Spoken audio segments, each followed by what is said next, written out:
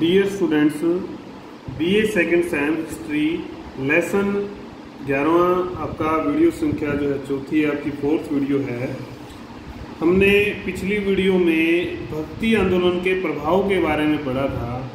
उन प्रभावों में हमने मुख्य रूप से धार्मिक प्रभाव हम पढ़ चुके हैं। आज हम इस वीडियो में सामाजिक, राजनीतिक और सांस्कृतिक जो है प्रभाव वो पढ़ने वाले हैं। तो इन प्रभावों में सामाजिक प्रभाव का जो पहला बिंदु है वह है आपका जाति प्रथा पर रोक। जाति प्रथा पर प्रभाव जो पड़ा, जाति प्रथा पर क्या प्रभाव पड़ता है? समाप्त तो नहीं हुई, ठीक है, जाति प्रथा को समाप्त तो नहीं कर पाए संत, परंतु उनका जो विरोध था इस बात के प्रति, उस विरोध ने कुछ सिद्ध किया, समाज के लिए कुछ सिद्धता उसने हासिल की। समाज को कुछ नए सिद्धांत उन्होंने दिए कि मानव अपने अच्छे कर्मों के द्वारा, मानव अपने कर्मों तथा प्रयत्नों से ऊंच स्थान प्राप्त कर सकता है। ये गीता में भी आता है, कई ग्रंथों में हमारे लिखा हुआ है, कर्म से व्यक्ति ऊंचा है, पंडित है, ब्राह्मण है, वो श्रेष्ठ है, न कि जात से, जन्म से नहीं। चाहे उसका जन्म किसी भी जाति में हुआ हो, अगर वो कर्म अच्छे करता है तो वही व्यक्ति श्रेष्ठ है। इनकी धारणा ये थी, ये सिद्ध किया उन्होंने। व्यवसाय कुछ भी हो, रामानंद ने निम्न जातियों को गुरु मंत्र दिया और वो स्वयं भी इस चीज से फिर अमर हो गए। कबीर जुलाहे थे, सबको पता है, निम्न माना जाता है जुलाहे को ऐसे तो, परंतु मध्यकाल की जो संत परंपरा थी उसमें उनको सबसे ऊंचा स्थान प्राप्त है। तथाकथित निम्न जाति पर होने पर भी रविदास जी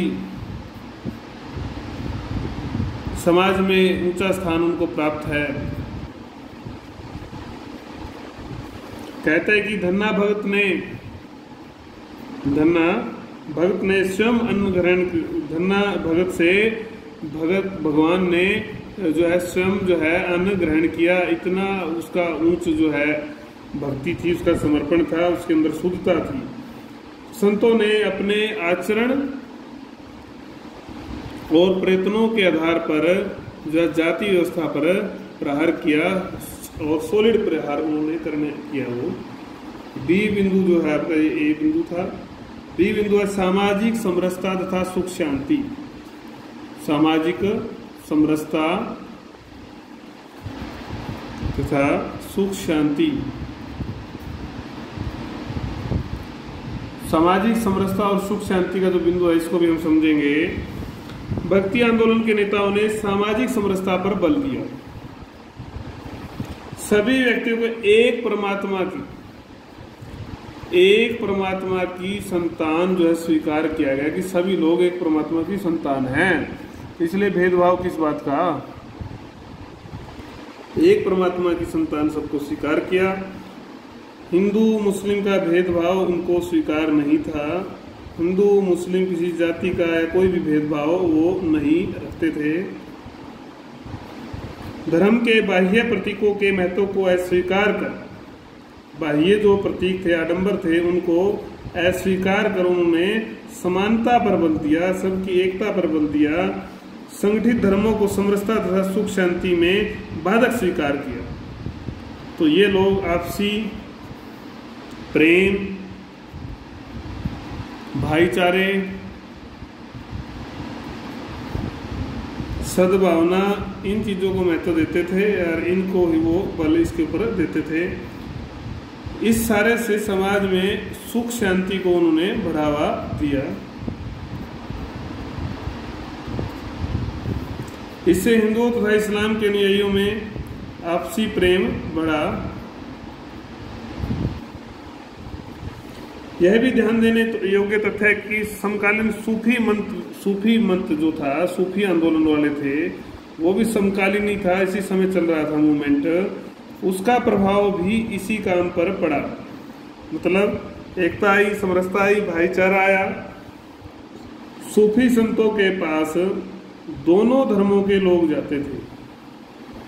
दोनों धर्मों के लोग इन सूफी संतों से मिलते थे, इनकी बात मानते थे।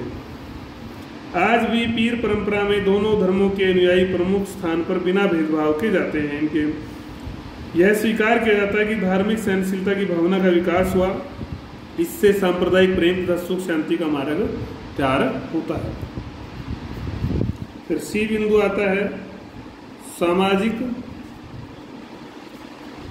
दायित्व की भावना को बल। सामाजिक दायित्व की भावना को बल। भक्ति आंदोलन के संतों ने स्वयं के उदाहरण से, यही इनकी सबसे बड़ी बात थी, स्वयं के उदाहरण से सिद्ध क्या किया कि मोक्ष या मुक्ति जो चाहिए इसके लिए संसार का त्याग आवश्यक नहीं है। संसार का त्याग नहीं करना है, कोई जरूरी नहीं है, मतलब संन्यास नहीं लेना है, बिना संन्यास भी मोक्ष आपको मिल जाएगा। और दूसरों पर आर्थिक दृष्टि से आश्रित नहीं होना है, इसका भी वो लोग विरोध करते थे। मतलब खुद की आजीविका का प्रबंध स्वयं करो। इसी कारण से कबीर जीवन भर वस्त्र बुनते रहे। नामदेव जी जो है आपको पता है, अपना काम करते हुए भगवान में ध्यान लगाते थे।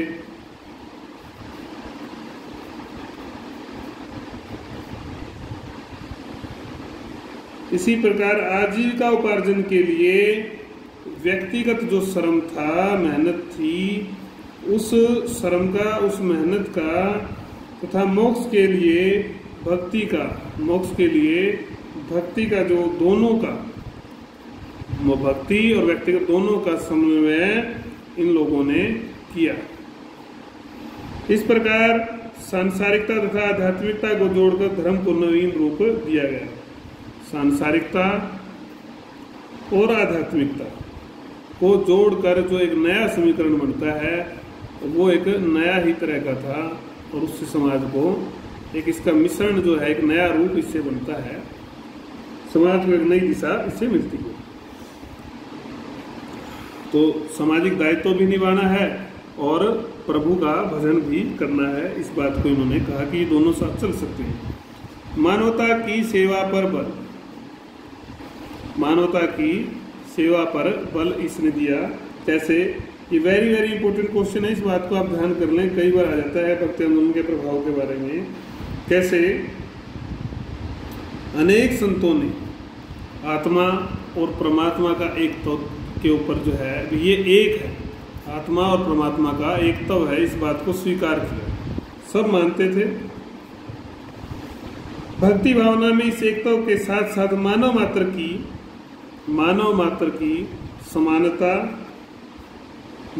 की समानता और प्रेम भी निहित था, और प्रेम भी इसमें ही शामिल था।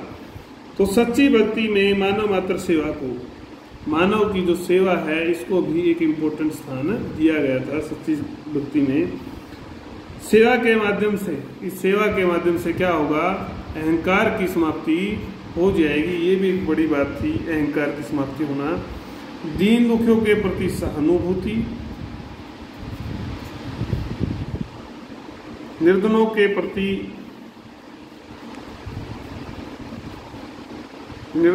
प्रति समाज में सहायता की भावना का प्रसार। इस संदर्भ में कबीर ने स्वयं आर्थिक कठिनाइयों का सामना भी किया। इन कठिनाइयों का सामना करते हुए जीवन जिया और आर्थिक कठिनाइयों का सामना करते हुए सामान्य जन की सेवा भी की। ये बड़ी बात थी। रोया पिटे नहीं, दुखी नहीं हुए, बल्कि अपना तो काम करना ही था, दूसरों के प्रति भी वो उतने ही सजग रहे। नानक की अगर हम बात करते हैं, नानक ने संगत और पंगत की स्थापना की। एक बहुत बड़ा काम था नानक जी का। समाज सेवा की भावना जो है, इसको बल मिला। आगे चलकर मुक्ति और सेवा लगभग प्राय बन गए। संतों की प्रेरणा से अनेक अनुयायियों में समाज सेवा की भावना जो है जागृत होती है। उसके बाद आपका प्रभाव आता है राजनीतिक। राजनीति में पहला प्रभाव जो है वह है अकबर की उदार धार्मिक नीति। उदार में क्या किया इसने?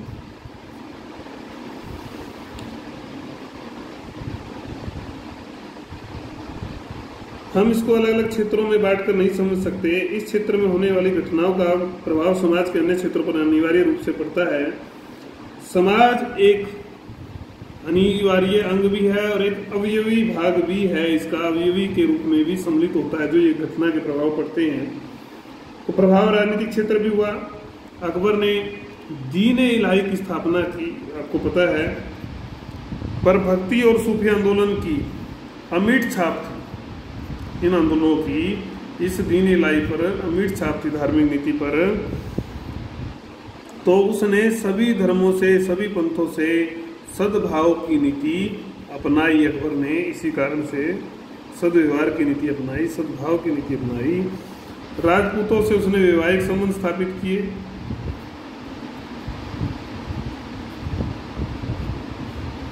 अकबर की धार्मिक सहनशीलता तथा समानता की नीति ने उसकी राजनीतिक सफलताओं को बढ़ावा दिया। राजनीतिक सफलताएं मिली उसको, प्रभावित थी इससे। यहाँ तक कि जवाहरलाल नेहरू ने तो उसकी धार्मिक सहनशीलता तथा अन्य नीतियों के कारण से भारतीय राष्ट्रवाद का जन्मदाता तक कह दिया। हालांकि मैं इससे व्यक्तिगत रूप से सहमत नहीं हूं। दूसरा बिंदु है आपका, वह है सिख तथा मराठा शक्ति का उदय। सिख और मराठा शक्ति का उदय इससे होता है। कैसे, वो भी हम समझेंगे। तो दूरगामी परिणाम आपको पता है कि पंजाब में जो है सिख पंथ का विशेष रूप से उदय होता है। नानक जी ने, गुरु नानक देव जी ने पंजाब में प्रचलित विभिन्न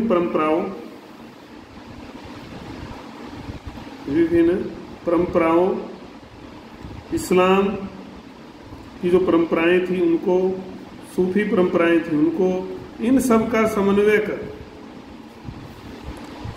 कर अपनी कुछ शिक्षाएं तय की। उन शिक्षाओं को अपने अनुयायियों तक पहुंचाया।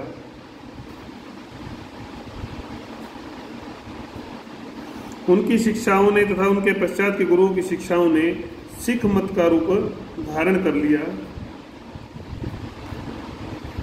मुगल शासकों से संघर्ष ने सिख मत को शक्ति प्रदान की। मुगलों से जब इनका संघर्ष होता है तो एक अलग शक्ति के रूप में ये खड़े होते हैं धर्म को बचाने के लिए। तो गुरु गोविंद सिंह जी इस कड़ी में एक महत्वपूर्ण जो है शख्स बनकर आते हैं। तो गुरु गोविंद सिंह जी ने खालसा पंथ की स्थापना की और उसे पूर्ण जो है राजनीतिक रूप फिर दिया, जिसमें भारत के जो भारत की पहचान थी उसको बचाने में, बनाए रखने में एक महत्वपूर्ण योगदान दिया। इसी प्रकार महाराष्ट्र में भी अनेक संत हमने पढ़े। नामदेव, तुकाराम, एकनाथ, रामदास। तो ये बड़े संत थे, बड़े नाम थे। और इन लोगों ने, इन गुरुओं ने जो है सामाजिक समरसता महाराष्ट्र में क्या जगाई? सामाजिक समरसता और सामाजिक चेतना को जागृत कर दिया इन्होंने। इससे मराठी का उत्कर्ष होता है। भाषा में, इस भाषा में साहित्य की रचना होती है। और रामदास जी की अगर बात करते हैं तो वो शिवाजी के आध्यात्मिक गुरु थे। तो उन्होंने मराठा राज्य की जो है स्थापना की प्रेरणा दी, राज्य स्थापना की प्रेरणा दी। और शिवाजी को समर्थ गुरु रामदास से ही प्राप्त हुई, ऐसा स्वीकार किया जाता है। संक्षेप में ये कहा जाता है कि इन गुरुओं ने महाराष्ट्र को एकजुट किया और फिर इससे शिवाजी के साथ जो है सारे मिलकर ये मराठा शक्ति का उत्थान होता है। फिर आपका आता है सांस्कृतिक परिणाम या प्रभाव। इसमें हम बात करते हैं तो पहला बिंदु आता है आपका प्रादेशिक भाषा और साहित्य का विकास।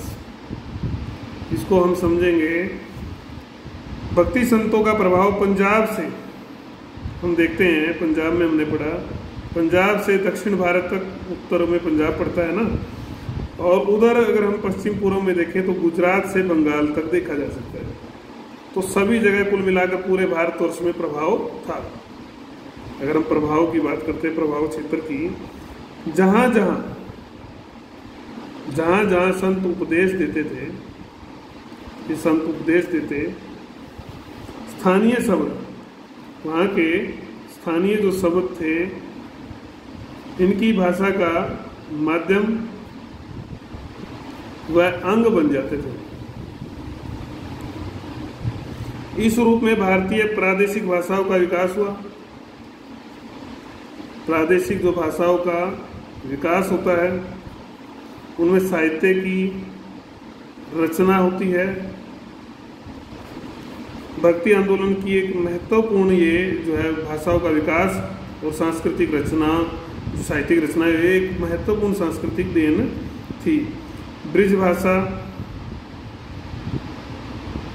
खड़ी बोली, पंजाबी, बंगाली, उड़िया, ये सारी भाषाओं के नाम इसमें आप ले सकते हो। राजस्थानी में जो है उपदेश दिए गए, उन उपदेशों से फिर पुस्तकें लिखी गई, ग्रंथ लिखे गए, सभी संतों के नाम भी इसमें लिए जा सकते हैं। तो इनका सराहनीय योगदान इसमें रहा। दूसरा जो बिंदु है इसमें वह है आपका कला का विकास। क्या? कला का विकास। कला का विकास कैसे होता है? तो जो सहनशीलता का वातावरण तैयार हो रहा था दोनों मजहबों के कारण से, उनके मेल मिलाप से कारण से, हिंदू मुस्लिम इन संतों की उसमें भूमिका थी, सूफी आंदोलन की उसमें भूमिका थी। तो इस्लाम की कला परंपराएं, इस्लाम की जो कला परंपराएं थी, उन पर ईरान तथा मध्य एशिया का प्रभाव था। जो मध्य एशिया का प्रभाव उनके ऊपर था, प्रमुख रूप से था, तथा भारतीय जो कलाएं थी उनका जो है संगम होता है।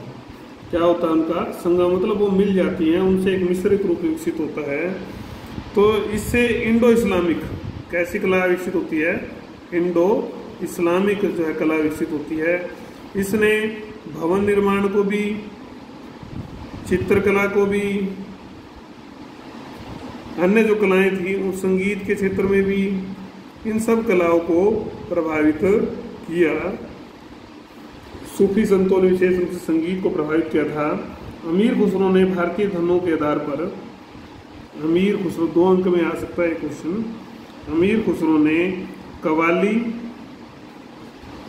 और ख्याल जैसी जो संगीत शैलियाँ थी, इनका आविष्कार अमीर खुसरो जी के द्वारा होता है। इस्लामी जगत के कुछ वाद्य यंत्र थे, वाद्य यंत्र जो भारत में जिनका प्रचलन शुरू होता है वह थे आपके सारंगी, रुबाब और सहनाई, ये भी अपने को मिलते हैं। वाद्य यंत्रों में सितार, तंबूरे और भारतीय वीणा का मिश्रण था। तबले का आविष्कार भी होता है। तो ये संयुक्त कला के परिणाम स्वरूप से ये विकास हमने पढ़ा, ये प्रभाव के रूप में हमने देखा। तो इस तरह से हमने, मैं दोबारा रिवाइज कर देता हूँ इसको एक बार। प्रभाव पढ़ रहे थे हम, धार्मिक प्रभाव हम पहले पढ़ चुके थे। फिर सामाजिक प्रभाव में जाति प्रथा पर क्या प्रभाव पड़ा, सामाजिक समरसता, सुख शांति, सामाजिक दायित्व की भावना को बल, मानवता की सेवा पर बल। फिर राजनीतिक प्रभाव में अकबर की